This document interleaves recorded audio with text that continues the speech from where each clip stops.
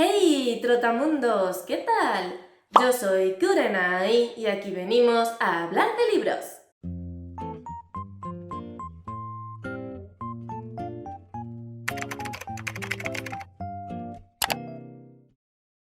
Hoy os traigo las lecturas que realicé durante el mes de enero, aquellos libros con los cuales yo empecé mi meta lectora del 2025 y he de decir que estoy bastante satisfecha porque he leído 6 libros, de los 6, 4 de ellos entran dentro de los libros que yo me he puesto como propósito leer durante este año, porque ya sabéis que todos los años me pasa que yo enero empiezo a tope con los propósitos y luego poco a poco me voy olvidando de ellos. Así que intento aprovechar los primeros meses del año, que es cuando todavía los tengo bastante frescos, para animarme a leer esos libros que me he propuesto. El primer libro que leí y que yo ya sabía que no iba a ser santo de mi devoción y que también estaba en mis propósitos es Todos los demonios del cielo, que se trata de la segunda parte de la biología Todos los ángeles del infierno de Miriam Mosquera. El primero ya me lo leí el año pasado y os conté que partía de una premisa interesantísima porque se trata de una historia de fantasía que se sitúa en una Andalucía post-apocalíptica debido a que en el cielo hubo una pelea entre ángeles y demonios y los demonios terminaron exterminando a los ángeles y matando a Dios. Después de eso decidieron situar su capital o su base de operaciones, por llamarlo de alguna forma, en Andalucía, y nuestra protagonista es Carmen, una adolescente que tiene un don especial al que le llaman gracias, que son como unos poderes que transmitieron los ángeles antes de morir a niños recién nacidos para que estos en el futuro pudieran desarrollar estos dones y derrotar de una vez por todas a los demonios. Al igual que el primero, el segundo libro empezó muy bien porque tenemos a una Carmen que ha dejado de lado esos sentimientos románticos por cosas que pasan en el primer libro y que decide centrarse de una vez por todas en esa lucha ancestral contra los demonios y en buscar alguna solución para que estas criaturas se vayan de la tierra y los seres humanos puedan volver a tener una vida normal. Es decir, que el segundo libro empezaba centrándose en lo que viene siendo en la trama y dejaba de lado todos los rollos románticos que se traían los personajes. Además, el personaje de Carmen me estaba gustando porque parecía que después de todo lo que había ocurrido en el primer libro había madurado, se había dado cuenta de que era lo verdaderamente importante, había dejado de ser una persona egoísta para centrarse en el bien común y no solamente en lo que ella quería, pero como digo, solamente dura la primera mitad del libro porque luego volvemos a tener a esa Carmen insoportable que se llena la boca diciendo lo mucho que quiere a su familia y que está dispuesta a hacer cualquier cosa por ellos, pero que luego a la hora de la realidad es completamente mentira porque solamente piensa en ella, en sus sentimientos, en su dolor. Sí que es verdad que la autora mete aquí novedades que ya se veían un poco en el primer libro y es que aquí sí que tenemos varios puntos de vista y de hecho los capítulos narrados por sus primas me parecían infinitamente más interesantes que los capítulos narrados por Carmen, porque creo que son personajes que están muy bien construidos, que son mucho más consistentes, pero una de cal y otra de arena. Otras cosas que no me gustaron fueron las peleas, yo lo siento, pero me da la sensación de que esta autora no sabe describir peleas, luchas, enfrentamientos, porque momentos que se supone que tienen que ser, digamos, épicos, ¿no? Que tú tienes que leer la pelea y decir, madre mía, qué pedazo de lucha, fueron escenas que no tenían ningún tipo de emoción. A mí me costaba mucho seguir los movimientos que estaban haciendo los personajes, no entendía muy bien cómo se estaban hiriendo el uno al otro porque siento que no están bien explicadas, que no están bien descritas, y escenas que se supone que tienen que ser tensas, pues a mí no me lo resultaron en absoluto. Pero lo que sí que se le da muy bien a esta autora es describir las escenas con Spice. En este libro hay varias escenas subidas de tono, también teníamos alguna en el primer libro, pero en este libro tenemos bastantes más. No dan vergüenza ajena, están muy bien hechas, así que punto a favor para la autora. Y luego ya lo que me terminó de destrozar, que yo creo que es en lo que hemos coincidido la mayoría de lectores, porque he leído varias reseñas al respecto de este libro, y en todas o casi todas menciona esto, es el final. Para mí ha sido totalmente desastroso, no tiene ningún sentido lo que decide hacer la autora con ese final, y más teniendo en cuenta que es un final de biología, y sobre todo lo que menos me gustó es la decisión romántica que toma Carmen, porque me pareció un despropósito total y absoluto. Entiendo lo que quiere hacer la autora, pero no lo comparto, no tanto por la construcción de esa relación, sino por los personajes que están involucrados en ella, y ese final que no tiene ni pies ni cabeza, tanto por la parte romántica como por lo que viene siendo el desenlace de la trama, fue lo que hizo que yo definitivamente le bajara a este libro la nota. Después me leí Las tres hijas del rey muerto de Marina Tenatena. Con esta autora sabéis que el primer libro que me leí de fantasía no me gustó demasiado. Luego me leí un relato de ella en una antología de relatos navideños y me reconcilié con esta autora, así que cuando vi que acababa de sacar como novedad esta primera parte de biología, decidí darle una oportunidad y creo que por ahora no va a ser una de mis autoras predilectas de fantasía porque no puedo evitar sentir que le falta algo. Aquí tenemos a tres princesas cuya vida se desmorona cuando su padre, el rey, aparece asesinado y cuando la hermana mayor, Astra, es secuestrada la misma noche del asesinato. Y la hermana mediana, Destrel, en el momento en que su hermana desaparece, comienza a ser educada para convertirse en reina a una edad muy temprana. Esto hace que Destrel pierda por completo su infancia y que además se estropee mucho la relación que tiene con su hermana pequeña, porque Cira siente que de repente ha perdido a su padre, a sus dos hermanas, que está completamente sola, que no hay nadie que la consuele y que la comprenda, y eso hace que entre ellas dos crezca un gran resquemor. Por parte de Destrel, porque siente que su hermana pequeña no entiende la responsabilidad que supone tener que convertirse en reina, y por parte de Cira porque siente que literalmente toda su familia la ha abandonado. Toda esta vida que más o menos tienen asentadas las hermanas dará un giro de 180 grados cuando de repente Astra aparezca en el reino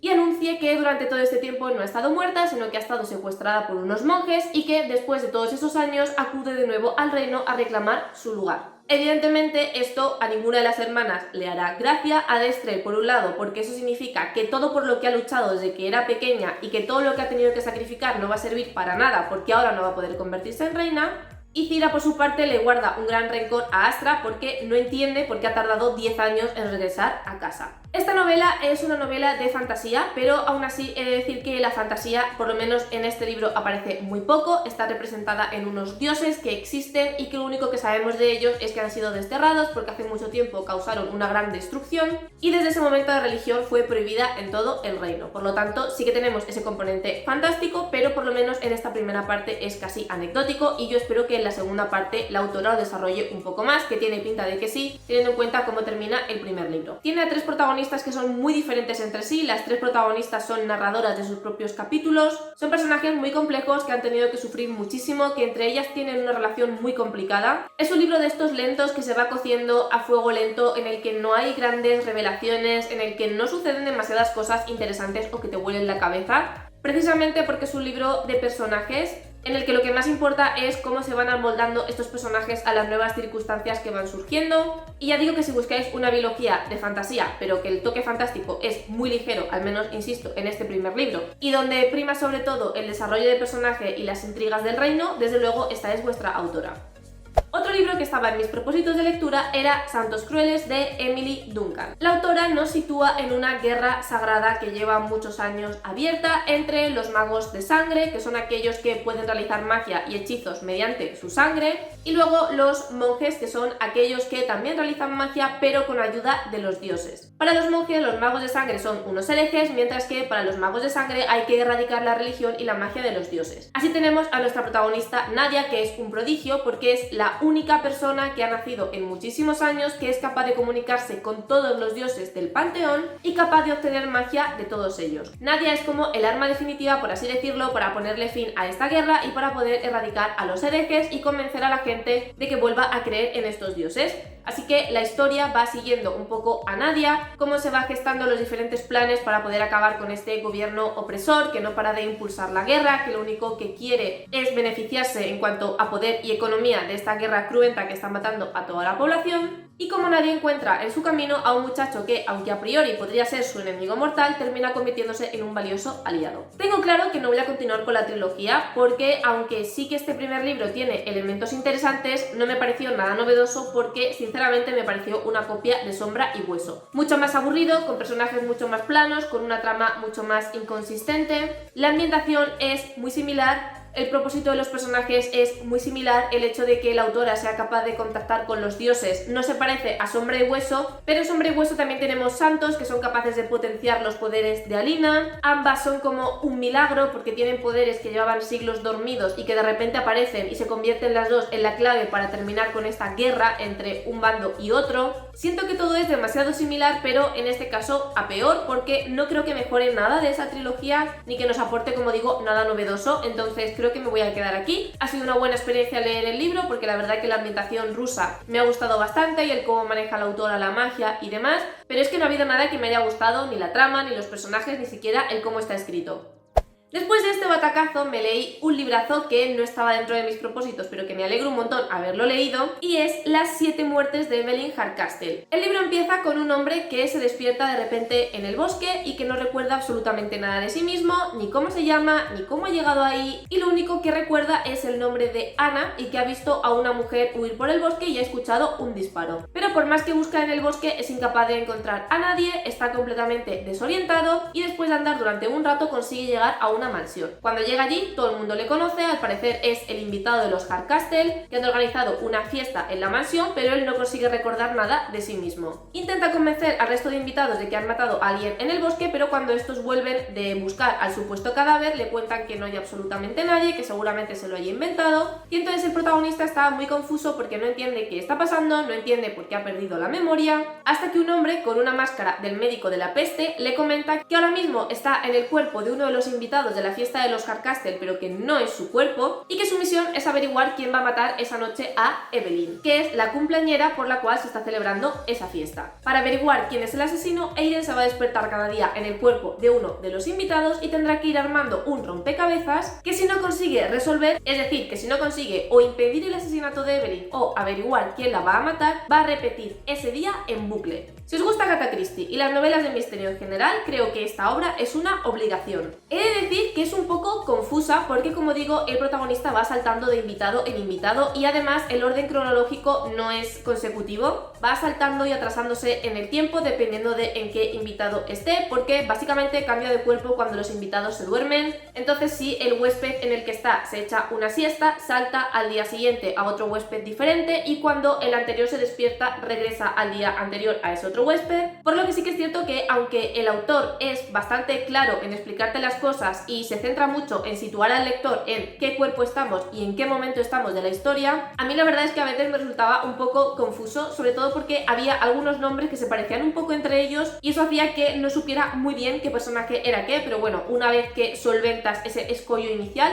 es un libro muy disfrutable. Es un libro que yo sinceramente no tenía ni idea de cómo iba a acabar, porque cuantas más cosas iban descubriendo, más incógnitas surgían, cuanto más tiraba el protagonista del hilo y pensábamos que estábamos resolviendo algo o llegando a algún punto, más se embrollaba la trama. Así que por lo menos a mí me resultó imposible averiguar quién quería matar a Evelyn, cuáles eran los motivos, y prácticamente hasta el final no conseguí atar cabos, y la verdad que aún así la resolución me sorprendió bastante. Es verdad que, como habéis intuido, tiene como un puntito ahí de ciencia ficción, un puntito de fantasía, de realismo mágico, como queráis llamarlo. Entonces, bueno, tienes que asumir que eso es parte del libro y tienes que hacer un pacto con el autor para decir, ok, me estás contando un libro realista, pero tenemos como esa parte un poco más ficticia, ¿no? De los saltos en diferentes cuerpos, los saltos en el tiempo y demás, ese bucle temporal, y luego el motivo del por qué el protagonista está inmerso en ese lío. Pero de verdad que si os gusta este tipo de libros es que os lo tenéis que leer.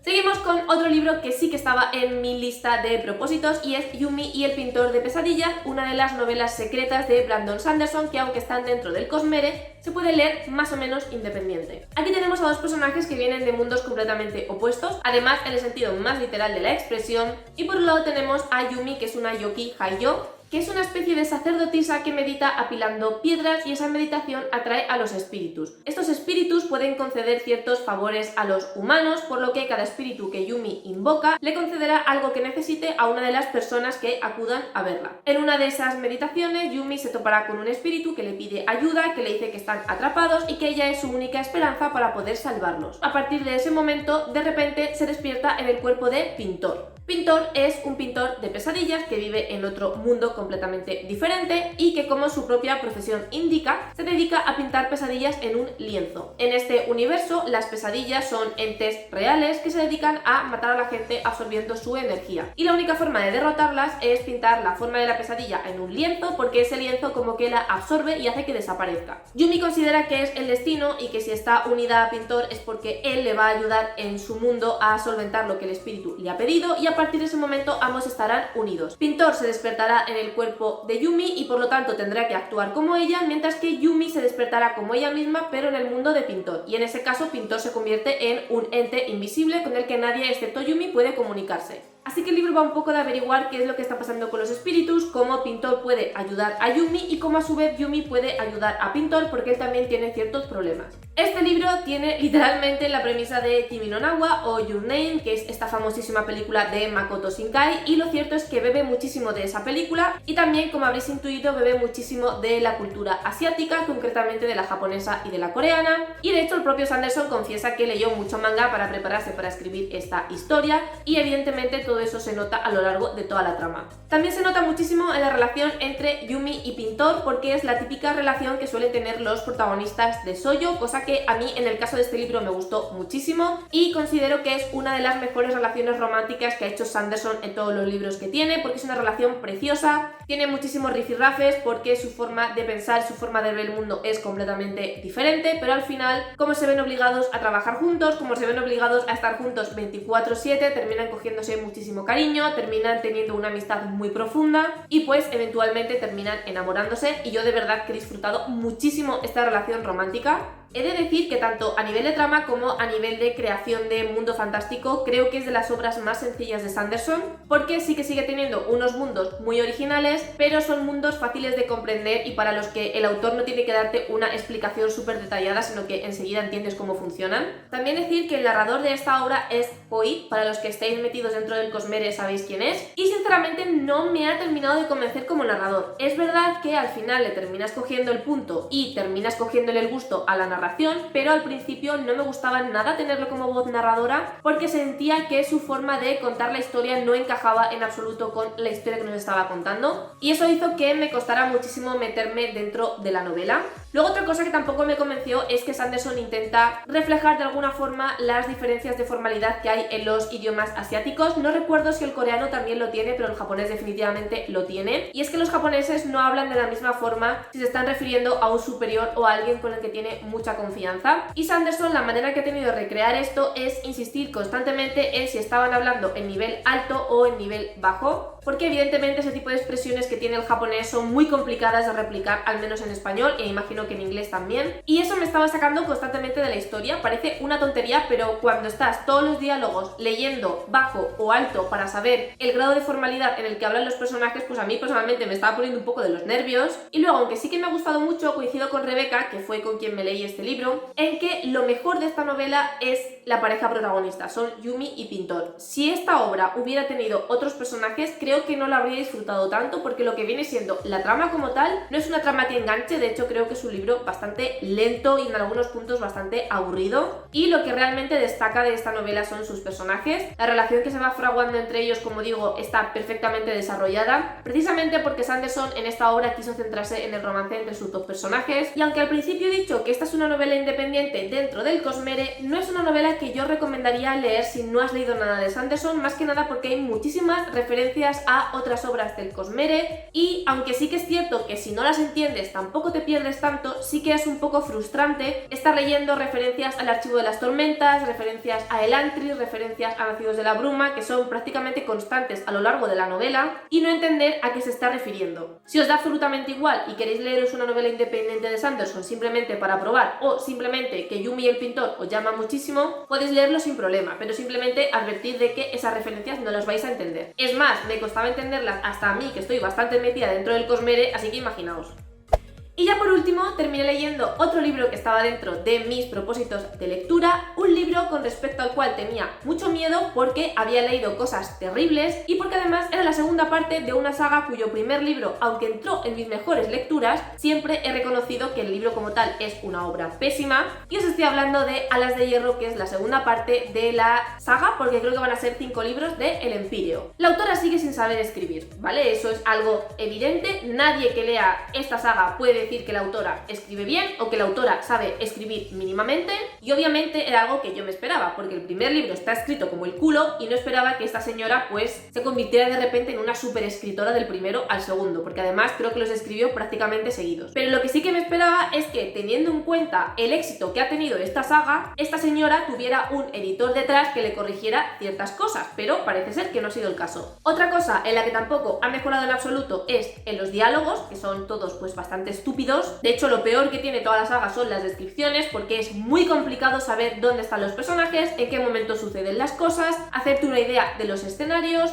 Cuando están peleando es muy difícil saber quién apuñala a quién. En fin, que las descripciones son un desastre y para una saga de fantasía debería ser lo más importante. De hecho, es que no paro de acordarme de una escena en la que Violet de repente se pone a pelear con un ser mágico y Xaden se supone que está como a 3 metros detrás de ella, y en el momento en el que ve que Violet está en peligro sale corriendo a ayudarla. Pero la pelea de Violet sigue y sigue y sigue durante 3 páginas y yo no paraba de preguntarme, ¿pero dónde está Xaden? ¿Por qué Xaden no llega nunca? Y luego cuando termina la escena de pelea en la que Xaden no ha aparecido por ningún lado, la autora te dice que en realidad Xaden se había quedado en el mismo punto en el que estaba al principio. Y yo era como, a ver, pero no me has dicho que sale corriendo para ayudar a Violet, entonces ¿cómo es posible que no se haya movido ni un ápice? Y así todo el rato estás leyendo una escena en la que de repente aparece un personaje de la nada que se pone a conversar con la protagonista que no sabes de dónde ha salido, personajes que se supone que están muy lejos de la protagonista de repente se teletransportan a su lado. Luego otra cosa en la que tampoco ha mejorado es que se nota muchísimo cuando quiere introducir un nuevo elemento para mover la trama, y lo introduce mediante los diálogos. En plan, yo que sé, ves a dos personajes hablando del tiempo y de repente otro se teletransporta al lado de Violet y le dice, oye, ¿te has enterado de no sé qué? Y de repente, ¡pum!, nueva subtrama. Y son cosas en las que yo creo que la autora debería haber mejorado, porque son fallos que le puedes permitir en un primer libro, pero yo creo que en un segundo libro debería haberse subsanado, incluso aunque se haya escrito justo después del primero. Pero bueno, al margen de eso sí que ha habido ciertas mejoras, al menos desde mi punto de vista. Por ejemplo, la trama en este libro es mucho más compleja, es mucho más densa, exploramos mucho más el mundo más allá de la Academia de Jinetes de Dragón, cosa que a mí me congratula, porque a la autora le da la oportunidad de explorar nuevos territorios, nuevas costumbres, nuevas sociedades, nuevas culturas, que creo que enriquece bastante lo que viene siendo la saga. Es verdad que a mucha gente esto le pareció aburrido, le pareció que la trama era muy lenta, y yo lo entiendo y lo comparto, pero para mí en este caso que la trama fuera lenta no fue un problema, porque lo que se contaba me estaba interesando lo suficiente como para que yo me leyera 100 páginas sin enterarme. Porque aunque la autora escribe mal, sí que hay que decir que escribe de una manera muy ágil. Y a ver, es que yo entiendo que aquí la trama tiene que ser mucho más lenta. Primero, porque expandimos el mundo, y segundo, porque la misión que tiene tanto Violet como el resto de personajes es lo suficientemente importante como para que requiera una preparación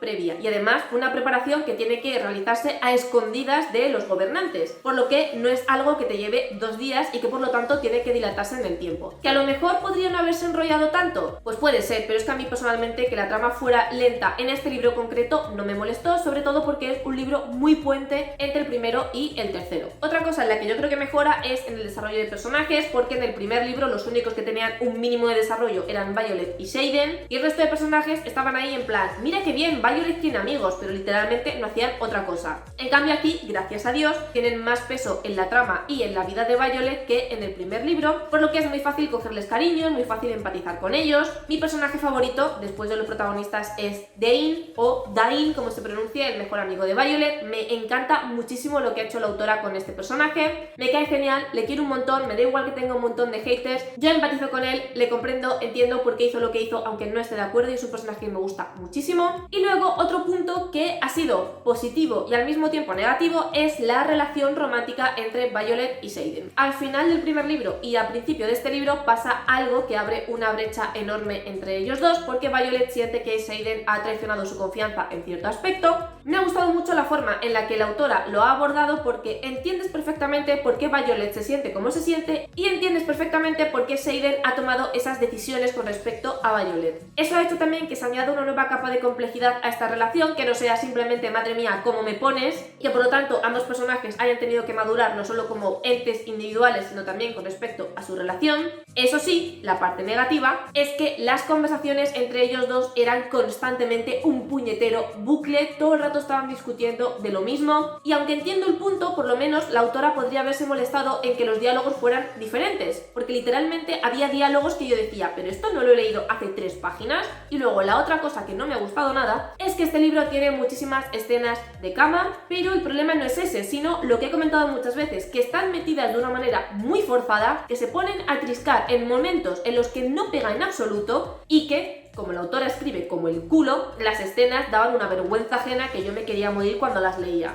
Y de hecho también me molestaba un poco que cuando ambos personajes estaban juntos era 40% discusión, 40% polvo de reconciliación y 20% de cosas mucho más serias que les afectan como pareja y que afecta por lo tanto a la trama. Como evolución de los personajes y de la relación me ha gustado mucho, pero lo que viene siendo sus diálogos y esa dinámica un tanto tóxica de o discutimos o nos acostamos, pues la verdad es que no me ha terminado de convencer. El otro punto positivo del libro son los dragones, que yo creo que es el único en lo que coincidimos todos los lectores, que los dragones de esta saga son maravillosos, son increíbles, amo a Tyrn con todo mi corazón y a Andarra también, aunque es cierto que en este libro no ha tenido tanto protagonismo, pero en el tercero sí. En resumen, que yo entré en este libro con muy pocas expectativas, teniendo en cuenta lo que me había encontrado en el primero y todas las malas críticas que estaban recibiendo, pero al contrario que la mayoría de los lectores, a mí me gustó muchísimo, no me importa que fuera un libro más lento, más pausado, me gusta cómo la autora va desarrollando la trama, cómo la autora va desarrollando la fantasía, cómo la autora explora otras culturas, cómo la trama principal se va volviendo cada vez más compleja y creo que desarrollar todo eso pues necesita tiempo y necesita evidentemente muchas páginas.